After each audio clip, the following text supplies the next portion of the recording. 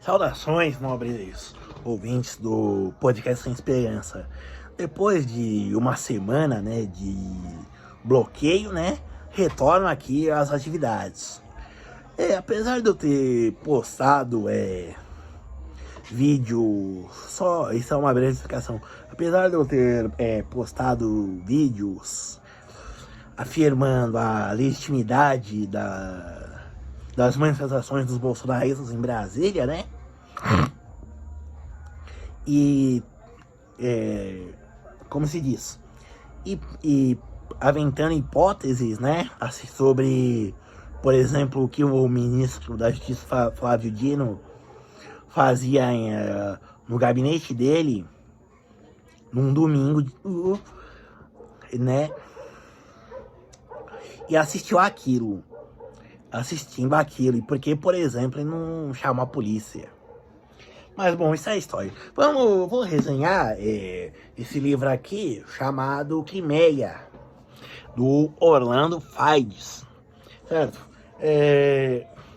E bom, a Guerra da Crimeia é uma guerra que simplesmente, não se ensina aqui, não faz parte, do currículo brasileiro, escolar brasileiro em história, tá? Certo? Do ponto de vista do currículo, histórico brasileiro, a Europa viveu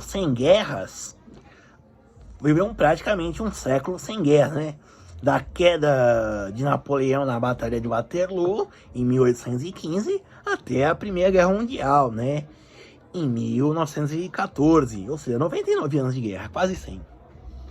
Certo? E assim, livros como esse,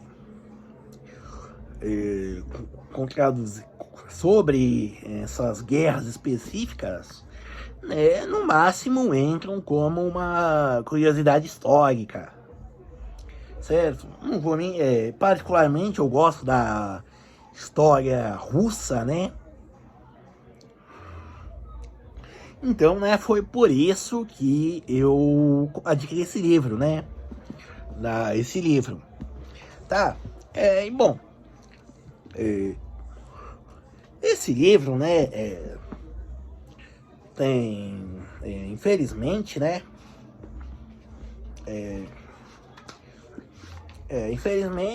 ele tem poucos mapas, E assim, não sei se isso é uma peculiaridade, das edições brasileiras ou se o original em inglês tá assim, mas os mapas se concentram todos no começo da página, No começo do livro. Então, assim, quando ele explica ao longo do texto, assim, eu acho que a informação fica um pouco deslocada, Seria como se você tivesse, por exemplo, que voltar para consultar o mapa. É que nem, por exemplo, muito comum em biografias, de ter no meio do texto, por exemplo, concentrada a seção de fotos, do biografado. Mas isso é detalhe. Bom, sobre a Guerra da Crimeia, não vou entrar em detalhes em batalhas e tudo mais, Mas, assim, apesar de aqui dizer que é a história da guerra que redesenhou o mapa da Europa, a conclusão que se chega é que foi uma guerra de praticamente, soma zero, certo? Qual é o contexto dessa guerra, certo? Primeiro, e aí é que é interessante, principalmente essa guerra em especial, porque ela vai começar a definir como os exércitos vão se modernizar e começar a luta, e começar lutas que serão melhores aplicadas durante a Primeira Guerra Mundial, certo? Mas antes de nada, o que importa em si nessa guerra foram 6 anos, de 1854 a 56. Basicamente assim como se redesenhou, né, as estruturas políticas sociais ao longo do século XIX, certo? Bom, quais foram as razões para a guerra? Bom, do lado dos russos, né, você vai ter principalmente a questão religiosa, certo? O Império Russo é um império ortodoxo, né? Considerado Moscou, né? Considerada a terceira Roma, né? A primeira foi a Roma do Império Romano, né? Que caiu. Depois a segunda Roma seria a Constantinopla, atual Istambul. E por uma ligação de casamentos, né? A terceira seria Moscou, né? Que era a capital da Rússia até que Pedro o Grande construísse São Petersburgo. Tá?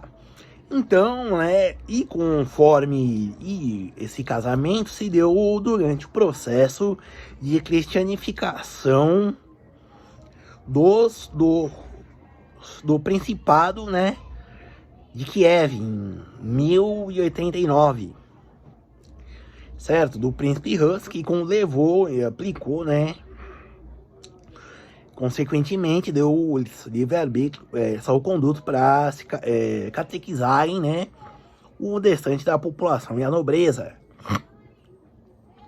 E nesse momento, né, começa-se a expansão desse império, certo?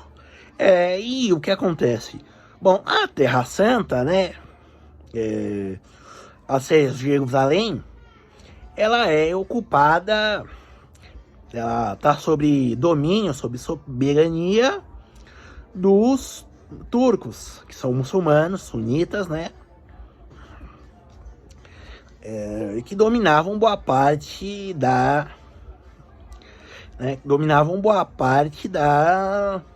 do Oriente Médio, certo? E partes da Europa Oriental.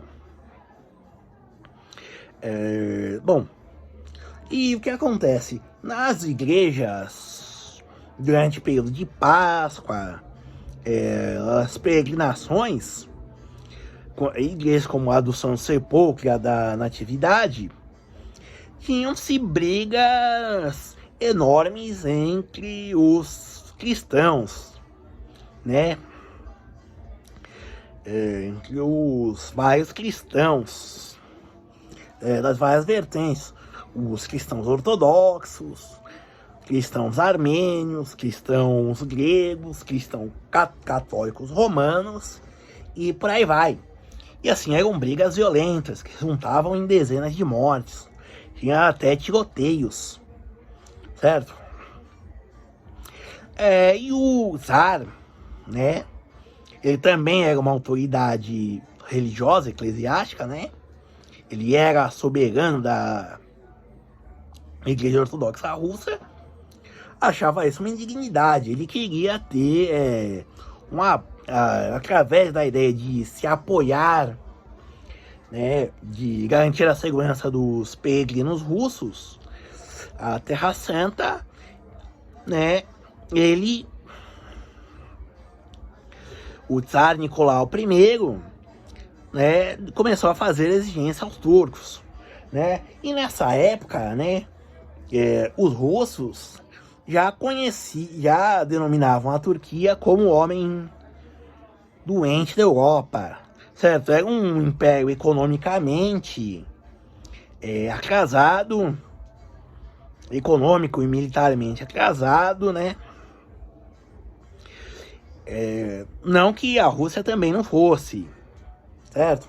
Mas, né, ela tinha períodos de ocidentalização e modernização. Essa guerra particularmente vai acelerar parte desse processo, né? E, né, o caso da Inglaterra, certo? Que o que acontece? A guerra é entre a Rússia contra os aliados, basicamente França, Espanha e o Império Turco-Otomano, tá? Então, né, a Inglaterra queria porque isso afetava, né, seus interesses comerciais de acesso à Índia, certo? A Índia era e a China, né, também. A Índia já era um mercado consumidor extenso de tecidos os ingleses, a China também, e também de ópio, né? Certo? E assim, achava-se que a Rússia, avançando sobre territórios turcos, podia ameaçar os interesses comerciais ingleses. Ou seja, basicamente usando recursos públicos para interesses privados. Além de, é claro, também ter esses pós-conceitos, né? Que se tem nos europeus de que, conforme se avança para o leste, né? Basicamente, se você vai a leste da França, o povo é menos civilizado, né? Então, os russos seriam bárbaros, certo? E da parte da França era do imperador, né, Napoleão III, sobrinho do Napoleão Bonaparte. Ele tinha um interesse em manter boas relações com os ingleses, porque eles investiam pesado na França, certo? Napoleão III que cometerá um monte de erros em seu governo. Bom, e, né, também outro fator que causa a guerra é o pan-eslavismo russo. Isso daí surge a posteriori. Bom, né, e o que acontece? Né, a guerra começa quando a Rússia intervém na região da Bessarábia, que é a atual Romênia, na época território turco. E os ingleses decidem agir, certo? É claro que houve assim muita discussão, certo? Entre os gabinetes liberais e conservadores, certo? Mas o que realmente impulsionou, e aí tá aí a grande inovação dessa guerra, é o quanto o papel da imprensa fez presente, tanto na Inglaterra quanto na França. Você tinha, em termos políticos, né, uma sociedade muito mais democrática e aberta. Na Rússia, por exemplo, só tinha um jornal, que é o Jornal Oficial, e ele era totalmente censurado, certo? Bom, então, né, se começa uma guerra, né, e ela começa na Crimeia, atual Ucrânia, né, ou a Rússia, né, que ela se apropriou, né. Bom, e o que acontece? Tem-se uma batalha, né, do Monte Inkerman, que os ingleses vão arrastando os russos, né, e eles vão levando até chegar a Sebastopol. Sebastopol é o maior porto da Crimeia, até hoje é. E lá se começa um cerco de 11 meses. Certo? E, bom, a questão assim interessante é que primeiro que eu gosto de enfatizar é o quanto, né, isso afetou as pessoas, tanto no seu psicológico, né, quanto no físico, né. Por exemplo, o líder do exército, comandante, né, do exército britânico, Ronald Reagan, quando ele viu o desastre de perdas de tropas, né, tentando avançar sobre a área de Sebastopol, ele, né, se deprimiu, morreu. O Tsar Nicolau I também, né, como ele viu que, de fato, né, os russos, por mais que eles lutassem corajosamente, a guerra estava sendo um desperdício de vidas, certo? Então ele também se deprimiu, né? Pegou uma gripe, não obedeceu às instruções médicas e morreu também. Foi substituído pelo seu filho Alexandre II, né? Bom, e o que acontece? Vamos falar dos termos populares.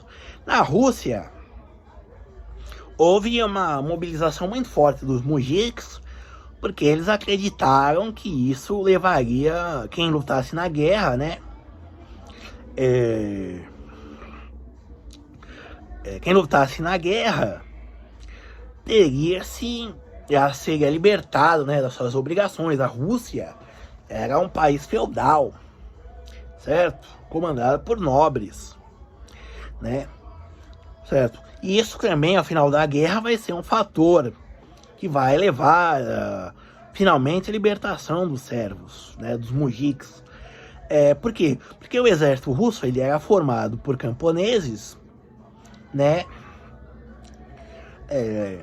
E eles sim, eles lutavam na base da baioneta, certo? Eles eram extremamente mal treinados. Funcionavam basicamente como uma onda humana, certo? Você tinha a vantagem, né? Numérica, usavam a vantagem numérica, certo? E eles usavam mosquetes, aqueles mosquetes, né? Que tinham uma precisão de só 50 metros, contra os ingleses e franceses que usavam o rifle mini, né? Que é o que a bola, né? A bala, ela é em formato ogival, né? Como a gente conhece hoje, com a ponta oca e causava danos extensos, que a gente chama hoje de dundum, além de ter o cano raiado, ou seja, isso daí aumentava em muito a precisão deles. E isso quando nos embates contra os russos, né, causava mortes em grandes quantidades, né? E bom, o que eu acho que fica disso é a questão da opinião pública, né?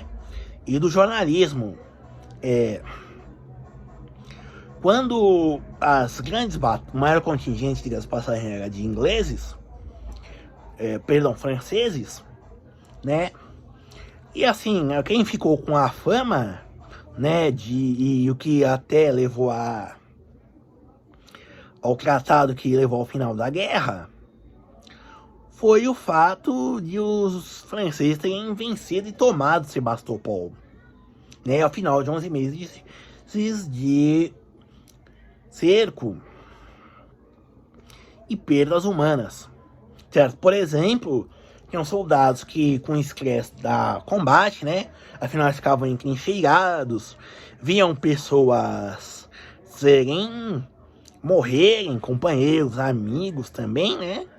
Eles enlouqueciam, surtavam, cometiam suicídios, além de, claro, casos de deserções de ambos os lados, tá? Né? E bom, O que levou... E a Inglaterra não queria o fim da guerra, porque ela não tinha tido sua grande vitória militar, né? Ela aceitou a contragosto, fez-se um tratado, né? A Rússia devolveu os territórios que ela estava ocupando na Turquia, né?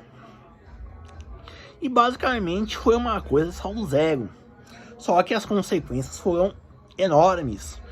Primeiro, o uso ostensivo da imprensa, certo? Da opinião pública. E isso, né, que manipulou e instigou a população a ir à guerra. Que o Estado fosse a guerra, certo? Também houve a tentativa de modernização da sociedade russa, certo? E no mais, também houve a tentativa de modernização da Turquia, né? Com o objetivo de dar sobrevida a esse império, o Império Turco-Otomano. Só que, contudo, né? Apesar da ideia ser uma guerra para não ter mais guerra, em menos de 20 anos eles já estavam em combate, certo? Além de guerras para ocupar territórios, né? Tinha também a ideia, né? De fazer a independência de países como Romênia, Iugoslávia, né? Sérvia, Grécia e por aí vai. Que foi o que aconteceu, certo? E também, se você for ver, tinha-se também, o que é interessante nesse livro é o caos, o salve-se quem puder, que é o da diplomacia, certo? Nessa época nós tínhamos os três grandes impérios, na verdade 4, né? França, Áustria, Alemanha e Rússia, e eles se aliavam e disputavam poder entre eles, faziam uma diplomacia, certo?